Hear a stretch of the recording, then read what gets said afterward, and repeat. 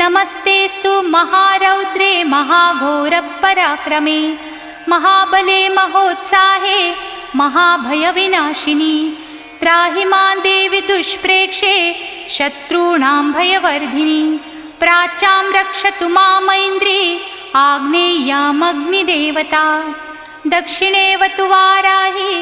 नैऋत्या खड्गधारिणी